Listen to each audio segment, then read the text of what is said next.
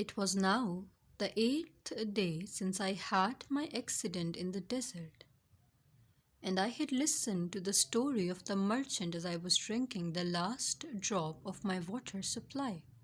Ah, I said to the little prince, these memories of yours are very charming, but I have not yet succeeded in repairing my plan.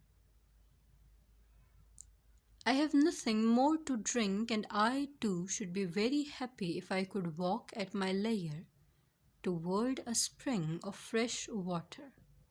My friend the fox, the little prince, said to me, my dear little man, this is no longer a matter that has anything to do with the fox. Why not? Because I am about to die of thirst. He did not follow my reasoning, and he answered me, it is a good thing to have had a friend, even if one is about to die. I, for instance, am very glad to have had a fox as a friend. He has no way of guessing the danger, I said to myself. He has never been either hungry or thirsty. A little sunshine is all he needs. But he looked at me steadily and replied to my thought, I am thirsty too. Let us look for a well. I made a gesture of weariness.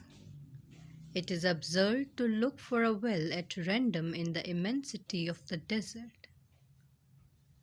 But nevertheless we started walking. When we had trudged along for several hours in silence, the darkness fell, and the stars began to come out. Thirst had made me a little feverish, and I looked at them as if I were in a dream. The little prince's last words came reeling back into my memory.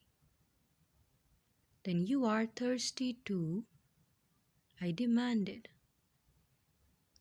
But he did not reply to my question. He merely said to me, water may also be good for the heart.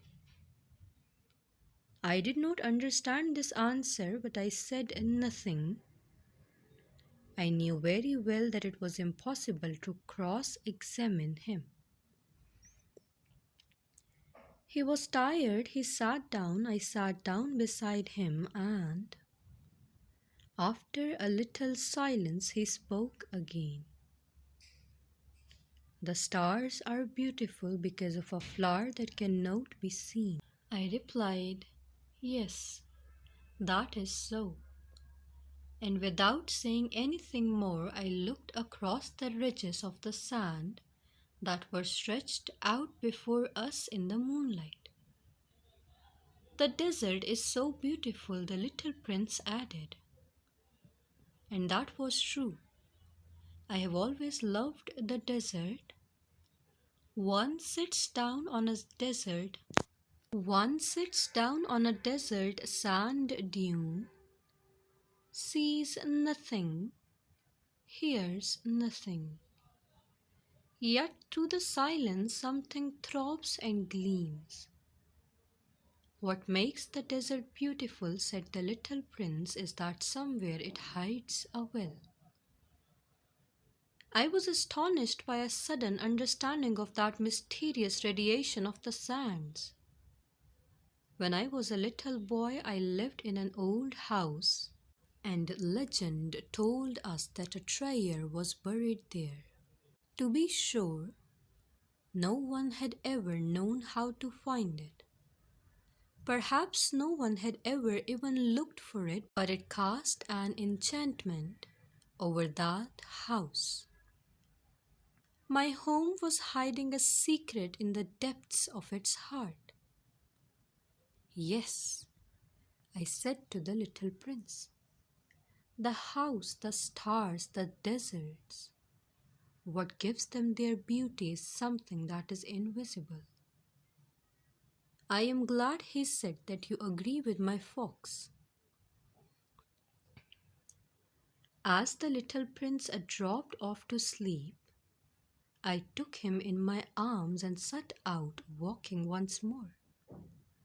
I felt deeply moved and stirred. It seemed to me that I was carrying a very fragile treasure. It seemed to me even that there was nothing more fragile on all earth. In the moonlight, I looked at his pale forehead, his closed eyes, his locks of hair that trembled in the wind, and I said to myself,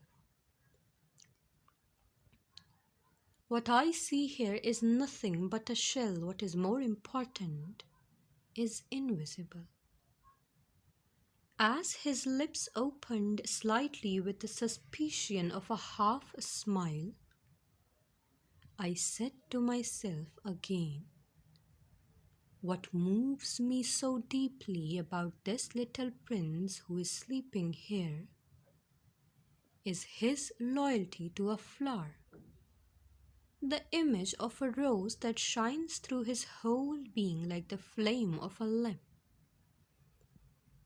even when he is asleep. And I felt him to be more fragile still. I felt the need of protecting him as if he himself were a flame that might be extinguished by a little puff of wind. And as I walked on so, I found the well at daybreak.